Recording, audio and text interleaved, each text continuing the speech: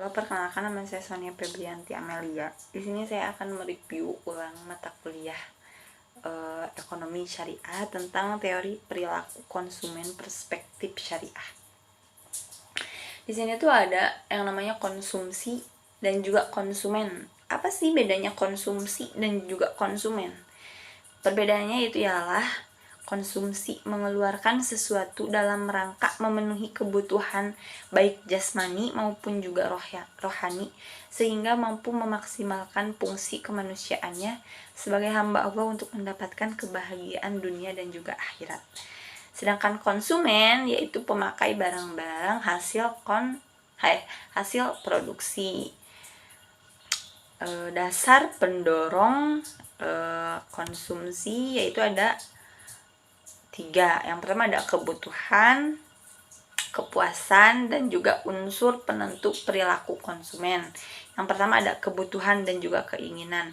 Kebutuhan adalah kebutuhan atau keinginan atas barang dan jasa, menuntut adanya pemenuhan. Jika tidak dipenuhi, akan mempengaruhi kehidupan manusia. Sedangkan kepuasan dapat diartikan sebagai perasaan puas, rasa senang, dan kelegaan seseorang dikarenakan mengonsumsi suatu produk atau jasa untuk mendapatkan pelayanan suatu jasa. Yang ketiga ada unsur penentu perilaku konsumen. Yang pertama itu ada faktor-faktor yang mempengaruhi perilaku konsumen, yaitu ada faktor pribadi, faktor psikologis, faktor sosial, dan juga faktor budaya. Yang pertama ada faktor pribadi.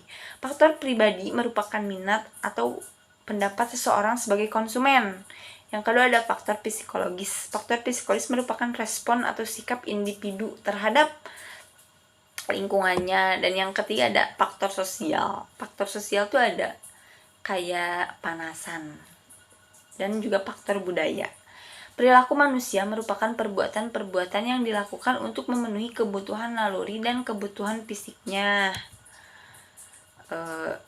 Rasional, kebebasan berekonomi, dan memaksimalisasi nilai guna. Yang pertama ada rasional. Konsumen tersebut mengetahui secara detail tentang income dan kebutuhan yang ada dalam hidupnya, serta pengetahuan terhadap jenis, karakteristik, dan keistimewaan komoditas yang ada. Kebebasan berekonomi dan memaksimalisasi nilai guna, melakukan kegiatan ekonomi secara bertujuan untuk sebuah kemaslahatan dan kehidupan yang layak, sehingga segala upaya yang dilakukan untuk meraih tujuan tersebut tidak boleh bertentangan dengan pemahaman dan nilai-nilai syariah. Adapun perilaku konsumen dalam Islam, yang pertama larangan, lebih tepatnya pelarangan israf. Israf secara garis besar adalah berlebihan. Yang kedua ada pelarangan tabzir. Tabzir juga sama, berlebihan, melebihi dari proporsional, atau disebut orang ini dengan mubazir. Dan yang ketiga ada keseimbangan dalam berkonsumsi. Keimanan memberikan saringan moral dalam membelanjakan harta dan sekaligus memotivasi pemanfaatan sumber daya untuk hal-hal yang efektif. Dan yang terakhir ada larangan berkonsumsi atas barang dan jasa yang membahayakan. Barang dan jasa yang dikonsumsi harus masuk dalam kategori halal dan thayyib, dalam artian baik dan juga bermanfaat.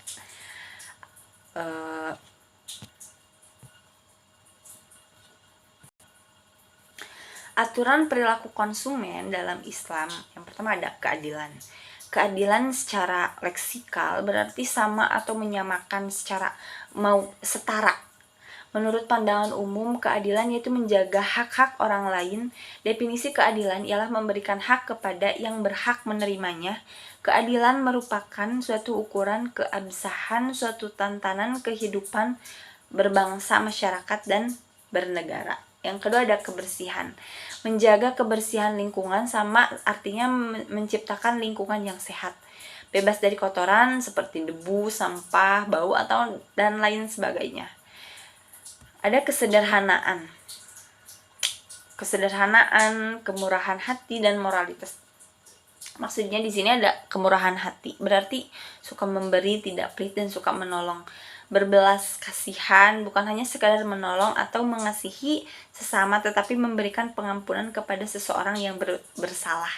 Dan yang terakhir ada moralitas, adalah sifat moral atau keseluruhan asas dan nilai yang berkenaan dengan baik atau buruk. Jadi moralitas suatu perbuatan artinya segi moral suatu perbuatan atau baik buruknya perbuatan tersebut. Istilahnya manusia menyebut ke manusia atau orang lain dalam tindakan yang memiliki nilai positif. Mungkin sekian dari saya. Mohon maaf apabila ada kalimat yang tidak dimengerti. Wassalamualaikum warahmatullahi wabarakatuh.